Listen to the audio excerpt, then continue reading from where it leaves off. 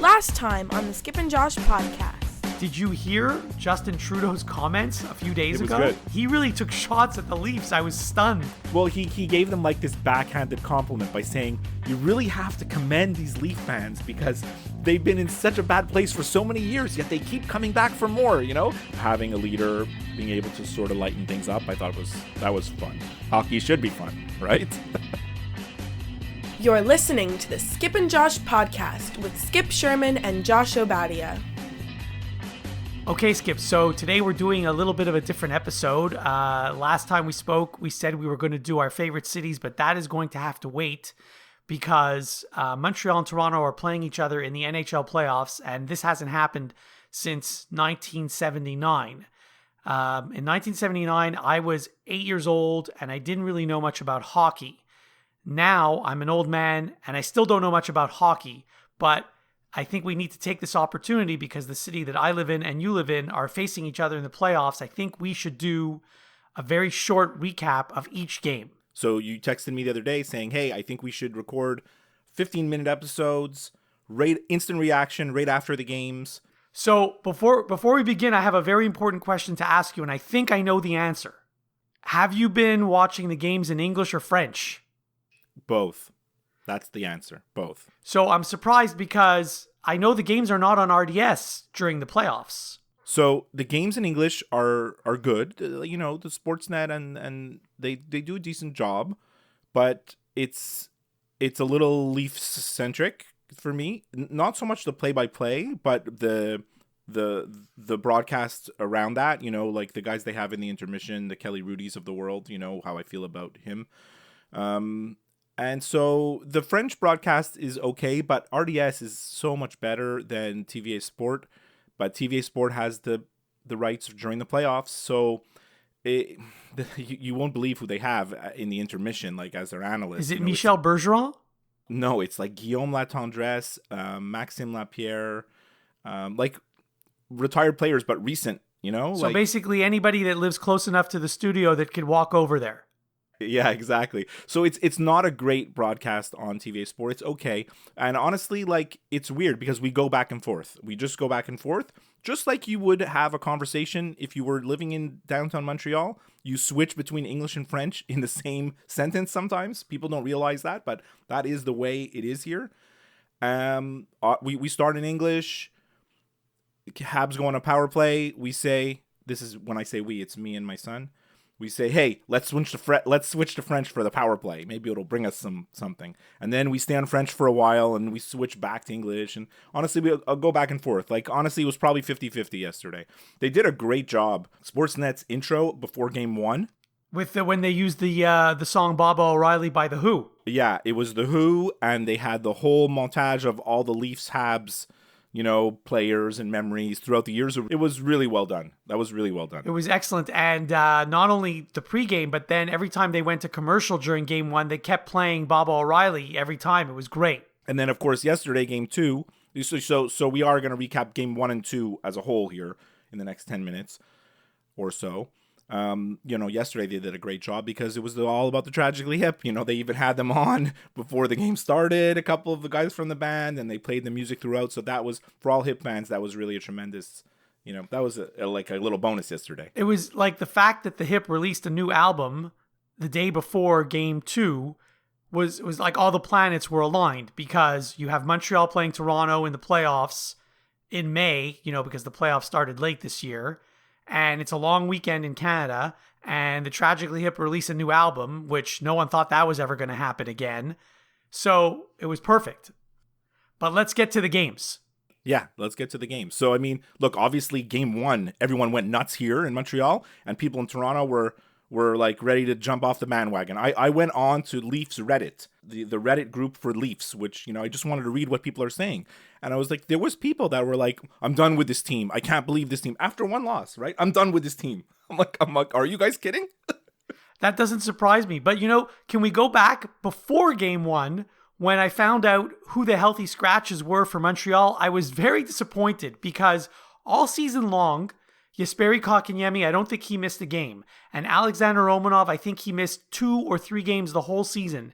And now all of a sudden, these guys are healthy scratches for game one, that really bothered me, I have to tell you.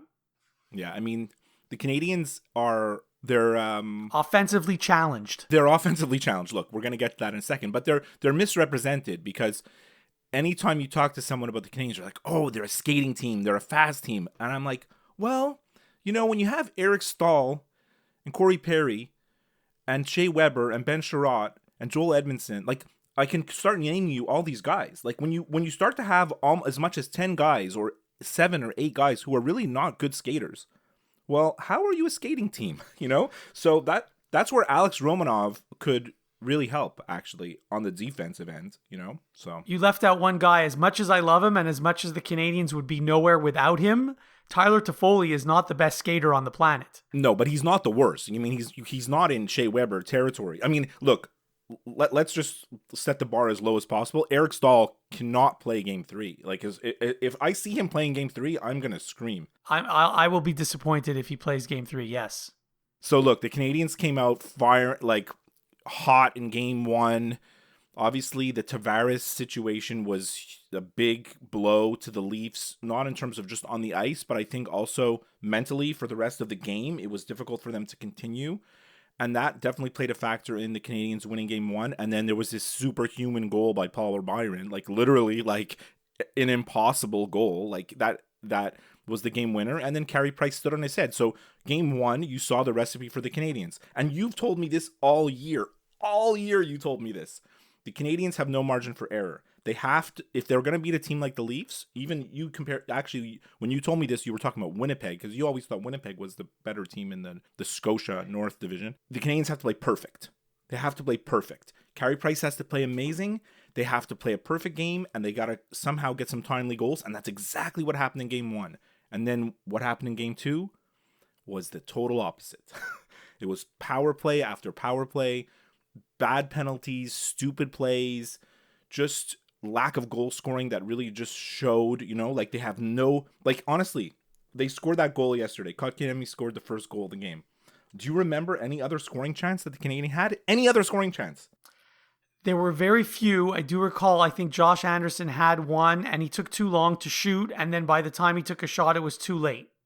But that was at the end when it was already 4-1, right? Right. Something like that. Honestly, I was trying to think at one point when it was 2-1, I was like, when did we have a scoring chance? Gallagher had a shot. Kotkaniemi had a shot. I'm talking about a shot, Well, speaking of shots, and this is not just Game 2, but this is the whole season.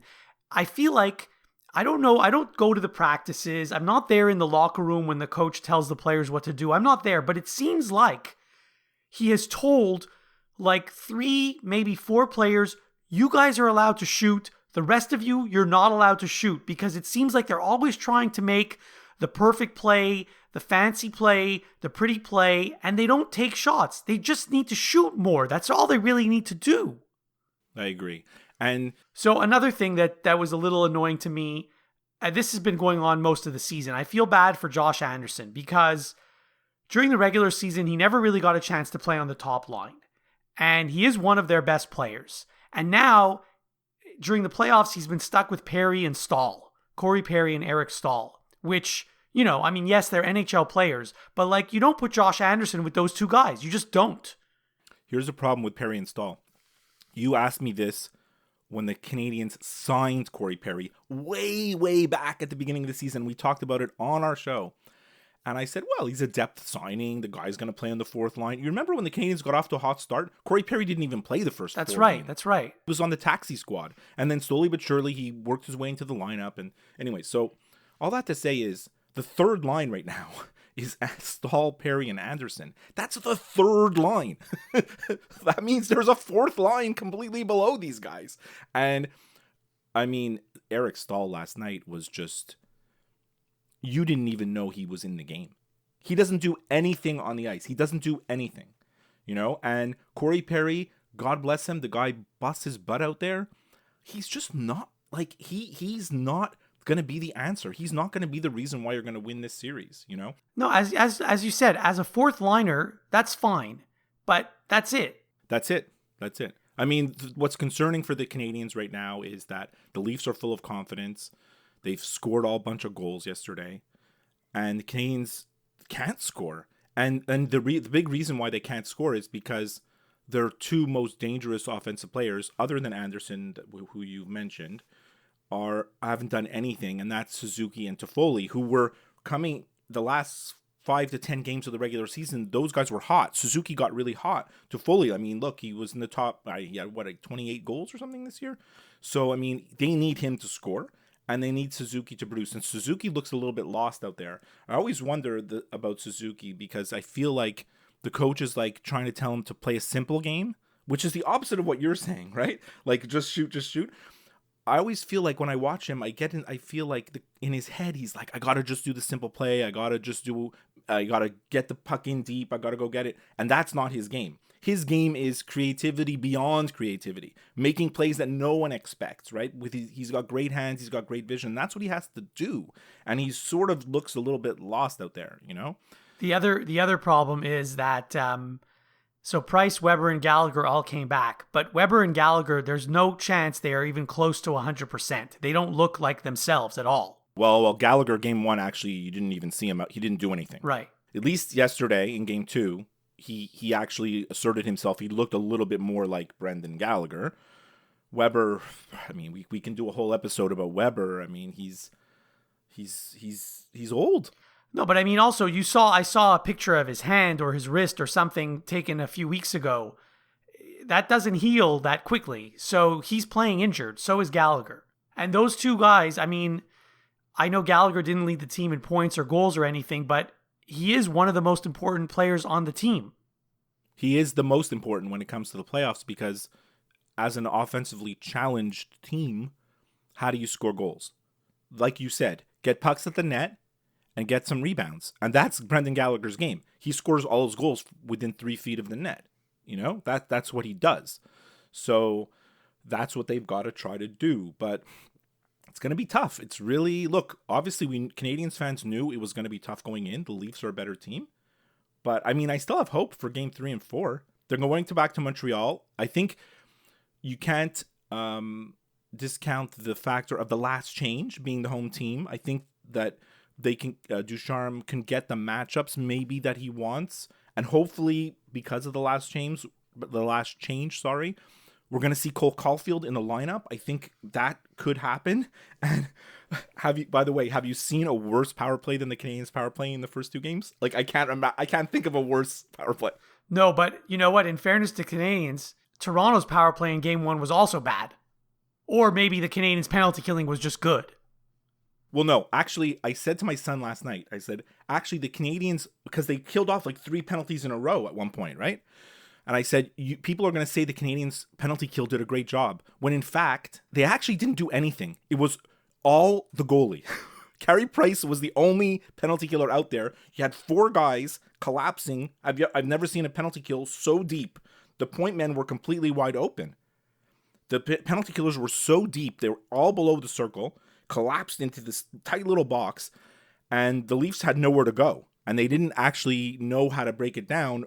Then at one point, Sandin scored a goal because the puck went to the point, and he's like, well, I've got all this room. I might as well take a shot. And they kind of figured it out, like, hey, we got to use the point man, right? So was that the one that the Canadiens challenged the goal? Maybe. That was the dumbest thing. Well, yeah, I want to get to that for a sec. You know, my explanation, because you texted me, you said, why are they challenging this? There's no way they're going to call it back. My explanation was the coach realizes they're down 2-1. They're not going to come back. I mean, if the goal counted, it would have been 3-1.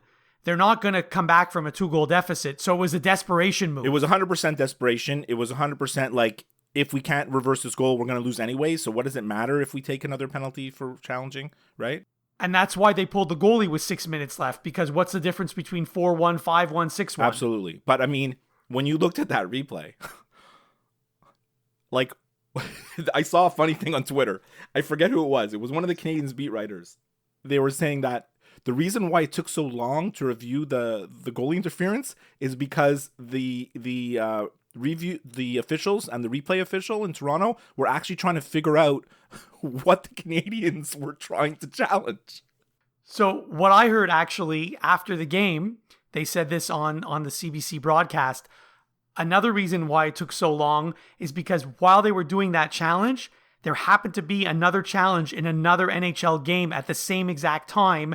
And so they had to do two at once. And so they wanted to make sure they got them both right. Okay, well, that makes sense. But I mean, that was the weirdest challenge ever. And actually, just like, I mean, the amount of homerism by the fans is to be expected. This happens in the playoffs, right?